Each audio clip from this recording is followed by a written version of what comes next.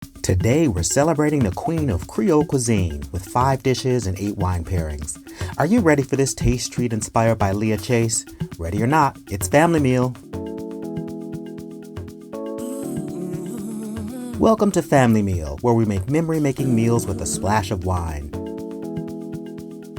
This episode has 5 recipes based on Leah Chase's celebrated And I Still Cook. This is the second cookbook from Leah Chase. There are her fabulous recipes in there, but also her reflections on life, business, family, and friends. Leah helped make Dookie Chase Restaurant in New Orleans famous. She was executive chef there for over 60 years. Starting in the 1960s, the restaurant became the place where Black entertainers, activists, artists, and politicians could meet and eat. Recipes that can bring a community together are perfect for Family Meal. That's why we're looking at this cookbook today. Leah Chase was famously called the Queen of Creole Cuisine. Creole food is city food, and like most cities, New Orleans, the center of Creole cuisine, had lots of different kinds of people in it, from freed slaves to European immigrants and more. All of these influences can be seen in Creole dishes. This cuisine blends West African, French, Spanish, Native, and West Indian ingredients. People were mixing, and so did their ingredients and dishes. That's how recipes like gumbo, jambalaya, and etouffee were born. Leah was an advocate for this kind of cooking. She wrote books about it, talked about it on her cooking show, and even fed presidents with it to keep the cuisine vibrant. Leah may not be with us anymore, but Creole cuisine certainly is. It's just as relevant and just as tasty today as when Leah started cooking it. So let's get into these Creole-inspired dishes.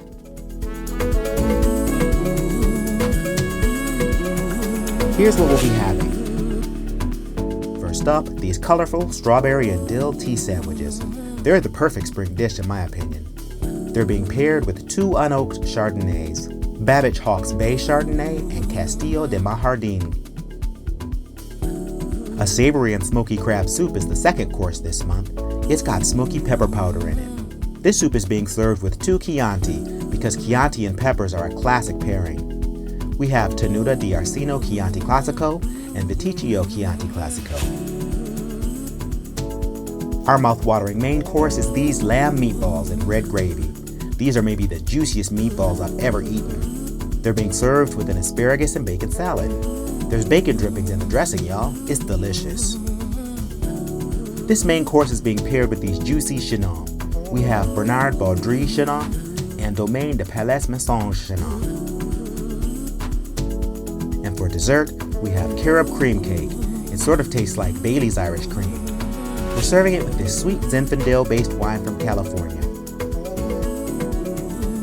I can tell you this was a super delicious meal, so I hope you watched to learn how to make these recipes.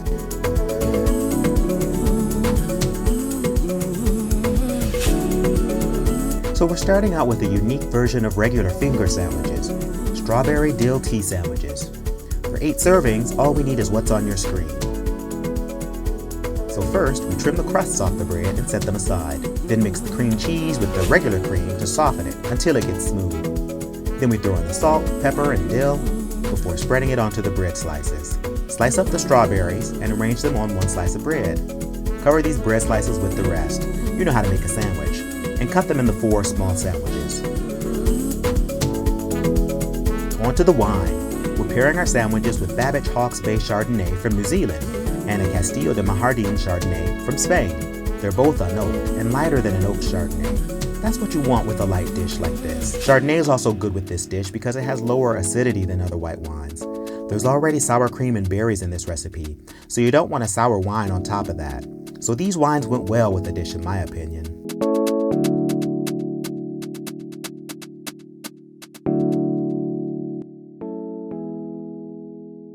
She crab soup is a southern staple. I'm adding some smoky Hungarian paprika to this soup to give it another dimension.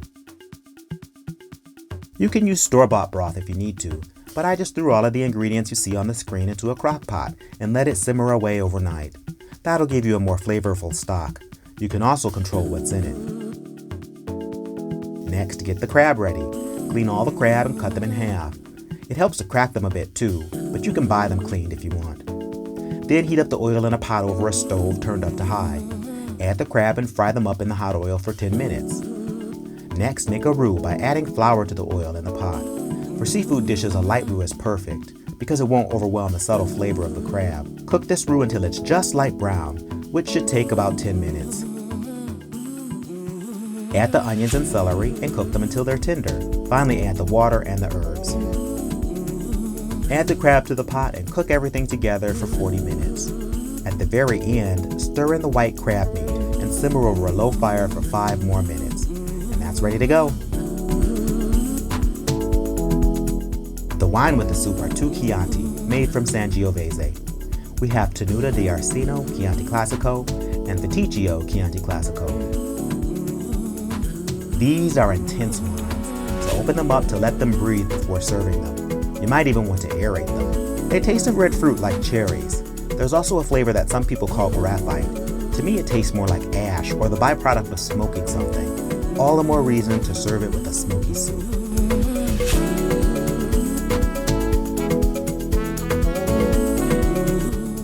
Our main course is these fabulous meatballs, lamb meatballs.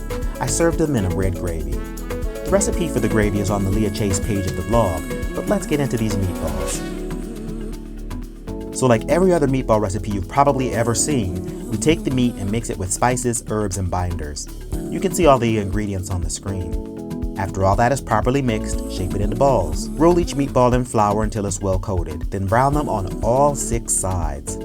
At this point, let them simmer until the meat is just about done for about 10 minutes. If you want, now this is optional, you can simmer them in the red sauce or add the sauce when you serve them. It's up to you.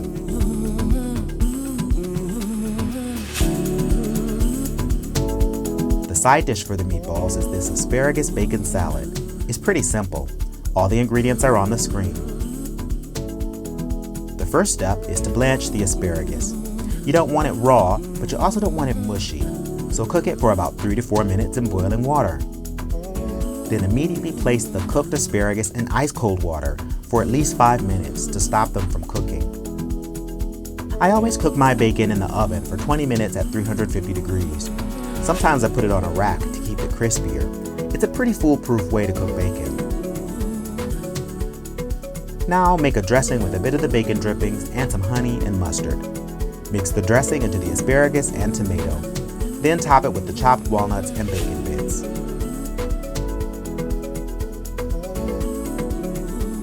The main course is being paired with red Chinon. These are Cabernet Franc from the Chinon region of France. This is a sub-region of the Loire Valley in central France. In fact, it's almost smack dab in the middle of the valley. This wine is known for being high acid, low tannin, with sour cherry flavors. You can read more about Cabernet Franc on the blog. Just click here. The two Chinon we have here are Bernard Baudry and Domaine de Palais Maison Rouge. The Bernard Baudry is the heftier of the two, which is great with the meatballs. The Maison Rouge is super fruity with cherry and rose flavors. It's lighter than the Baudry, but still pairs well with this course. This is a wine to just have a bottle of as a sipper or to go with food.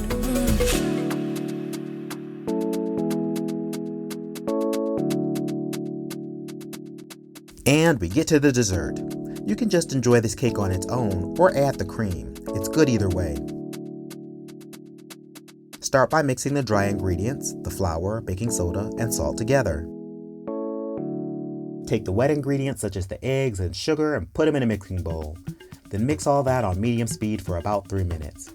Add in the chocolate, coffee, carob powder, and cream while still mixing. Combine the wet and dry ingredients and pour them into your pan.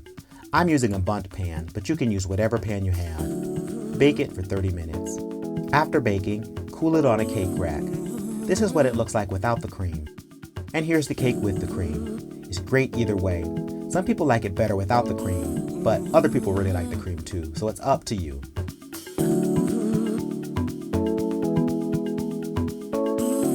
The pairing for this is a sweet red Zinfandel-based wine.